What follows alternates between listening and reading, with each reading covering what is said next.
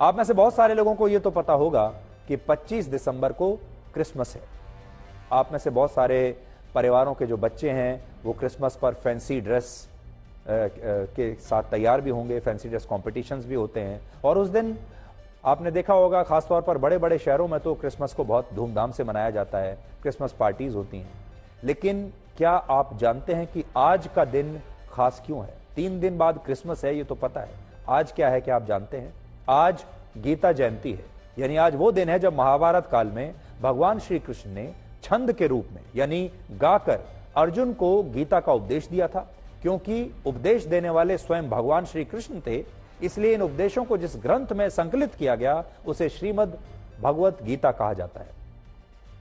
लेकिन दुख की बात यह है कि आज भगवान श्री कृष्ण के इसी देश में बहुत सारे लोगों को यह तो पता है कि 25 दिसंबर को क्रिसमस है, और इस दिन हमारे देश के बहुत सारे परिवारों में बच्चों को भी सेंटा क्लॉज के बारे में बताया जाता है।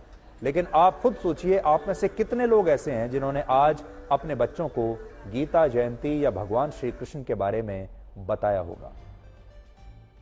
आज पाकिस्तान, सऊदी अरब, इंडोनेशिया, मलेशिया, तुर्की और ईरान समेत बहुत सारे इस्लामिक देशों में पवित्र धार्मिक ग्रंथ कुरान की शिक्षा को अनिवार्य कर दिया गया है। और खुद हमारे अपने देश भारत में अकेले केंद्र सरकार की मदद से ऐसे लगभग 20,000 मदरसों का संचालन हो रहा है जहां बच्चों को कुरान की शिक्षा दी जाती है। और यहां बात सिर्फ इस्लाम धर्म की या कुरान की नहीं है।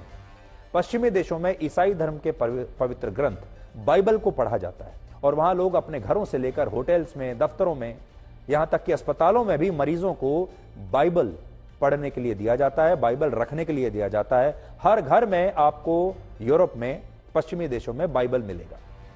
जो अमेरिका खुद को दुनिया में धर्मनिरपेक्षता का सबसे बड़ा चैंपियन बताता है, उस देश के राष्ट्रपति अपने पूर्वजों से मिली बाइबल पर ही हाथ रखकर राष्ट्रपति पद की शपथ लेते हैं। ये तस्वीरें जो आप देख रहे हैं जो बाइडेन की हैं, जिन्होंने 2021 में राष्ट्रपति पद की शपथ अपने पूर्वजों से मिली बाइबल पर हाथ रखकर ली थी। लेकिन शायद भारत अकेला इकलौता ऐसा देश है जहां रामायण और गीता की बात करना भी सांप्रदायिक माना जाता है। आप खुद सोचकर देखिए कि क्या अमेरिका की तरह हमारे देश में प्रधानमंत्री पद की शपथ रामचरितमानस या गीता पर हाथ रखकर ली जा सकती है? इसका जवाब है नहीं। और ऐसा इसलिए क्योंकि हमारे देश में धर्मनिरपेक्षता को लेकर एक गलत धारणा शुरू से बनाकर रखी गई है, जिसमें अपने धर्म की बात करने या धार्मिक ग्रंथों की बात करना सांप्रदायिक माना जाता है। जबकि यह धर्मनिरपेक्षता का जो विचार पश्चिमी देशों से आया, वहां पर ऐसा बिल्कुल नहीं है। लेकिन हमारे देश में ऐसा ही है। पहले हमारे देश में परिवारों में, घरों में रामचरितमानस और गीता की प्रतियां रखी जाती थी। हर घर में आपको रामचरितमानस मिलेगा, रामायण मिलेगी। लेकिन अब यह संस्कृति समाप्त होती जा रही है, और कड़वा सच यह है कि हमारे देश में कई लोग अब भी धार्मिक ग्रंथों को ना तो पढ़ते हैं और ना ही इन्हें अपने घर में कोई स्थान देते हैं। गिनीज वर्ल्ड रिकॉर्ड्स के मुताबिक आज तक पूरी दुनिया में जिस पुस्तक की सबसे ज्यादा बिक्री हुई है, उस सूची में पहले स्थान पर है बाइबल। बाइबल की 500 करोड़ कॉपीज अब तक दुनिया भर में बिक चुकी हैं। 500 करोड़। इस सूची में तीसरे स्थान पर कुरान है, जिसकी अब तक 80 करोड़ कॉपीज लोग खरीद चुके हैं। 80 करोड़। लेकिन आपको जानकर दुख होगा कि इस सूची में दूर दूर तक रामचरितमानस और गीता का कहीं भी जिक्र नहीं है। गीता प्रेस के मुताबिक वर्ष 1923 से लेकर आज तक यानी 100 वर्षों में गीता की सिर्फ 16 करोड़ 21 लाख प्रतियों की बिक्री हुई है, जबकि हमारे देश में 110 करोड़ हिंदू रहते हैं। इससे आप समझ सकते हैं कि भगवान श्री राम और भगवान श्री कृष्ण के ही अपने देश में लोग रामचरितमानस और गीता को पढ़ते नहीं। और इसकी वजह यह भी है कि हमारे देश में इसे धार्मिक कट्टरवाद से जोड़कर देखा जाता है और इसे धर्मनिरपेक्षता के अनुकूल नहीं माना जाता। उदाहरण के लिए कल्पना कीजिए, आज अगर आप किसी व्यक्ति को मेट्रो में या किसी पार्क में, ट्रेन में, बस में या किसी सार्वजनिक जगह पर गीता पढ़ते हुए देख लें, तो उस व्यक्ति को लेकर आपकी पहली प्रतिक्रिया क्या होगी? आपको शायद यह लगेगा कि यह व्यक्ति धार्मिक रूप से कट्टर होगा, या वो पुराने ख्यालात का होगा और आधुनिक नहीं होगा। लेकिन इसी जगह जब आप उसी व्यक्ति को कोई अंग्रेजी नॉवल पढ़ते हुए देखेंगे, कोई और अंग्रेजी पुस्तक पढ़ते हुए देखेंगे, तो आप उस व्यक्ति से बात किए बिना ही उसे बुद्धिमान भी मानेंगे, आधुनिक भी मानेंगे, और ये वही सोच है जिससे हमारे देश में बहुत सारे लोग अपने धार्मिक ग्रंथों का महत्व आज भी समझ ही नहीं पाते। लेकिन आज हम आपको कानपुर के एक बहुत बड़े कार्डियोलॉजी इंस्टीट्यूट लेकर जाना चाहते हैं, जहां डॉक्टरों ने हृदय से जुड़े मरीजों को, हृदय की बीमारियों से जुड़े मरीजों की सर्जरी से पहले और बाद में रामायण और गीता पढ़ने के लिए दी। और जब इन मरीजों ने गीता के श्लोक पढ़े तो इससे उन्हें अपना मानसिक तनाव कम करने में बहुत मदद मिली। और डॉक्टरों का दावा है कि गीता के उपदेश पढ़ने से इन मरीजों के स्वास्थ्य में एक स्थिरता आई और इनका स्ट्रेस कम हुआ। बड़ी बात यह है कि जब हमारी टीम इस अस्पताल के पेशेंट वार्ड में पहुंची तो हमें ऐसे कई मरीज मिले जिन्होंने कहा कि वो अपने हार्ट की सर्जरी को लेकर बहुत डरे हुए थे, तनाव में थे, लेकिन गीता के उपदेशों ने उनकी सारी उलझनों को खत्म कर दिया, स्ट्रेस को समाप्त कर दिया। और यह अनुभव इस अस्पताल में आने वाले उन मरीजों का भी है जो इस्लाम धर्म को मानते हैं। अब आप उसी अस्पताल से हमारी ये रिपोर्ट देखिए।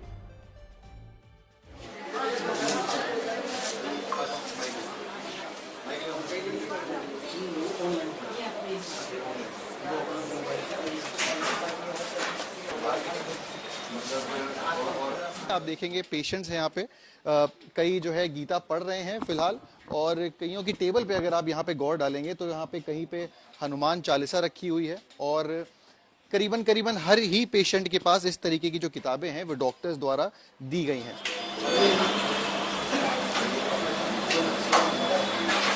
क्या पढ़ रहे हैं? गीता पढ़ रहा हूँ सर। गीता पढ़ रहे हैं, तो ये डॉक्टरों द्वारा आपको दी गई? डॉक्टरों द्वारा दी गई है। और जब हम लोग मतलब पहले ऑपरेशन के पहले डर लग रहा था, जब इसको पढ़ने के बाद ये महसूस हुआ कि भाई जो भी है, जो होना है अपने समय पे होगा, तो एक आत्मबल आया।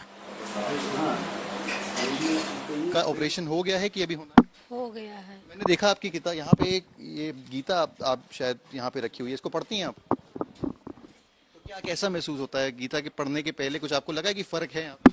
हाँ बिल्कुल फर्क है, बहुत अच्छा लगता है, मन को शांति मिलती है, हिम्मत बढ़ती है। ऑपरेशन आपका हुआ है? हाँ, नहीं हो गया ऑपरेशन मेरा। क्या महसूस करती हैं? बहुत अच्छा लगता है सर, गीता पढ़ते हैं, बहुत राहत। पहले बहुत घबराते थे, नहीं हुआ था तो बहुत घबराते थे आप पहले ऑपरेशन? हाँ सर, क्या होगा क्या नहीं होगा, नहीं आप आराम है।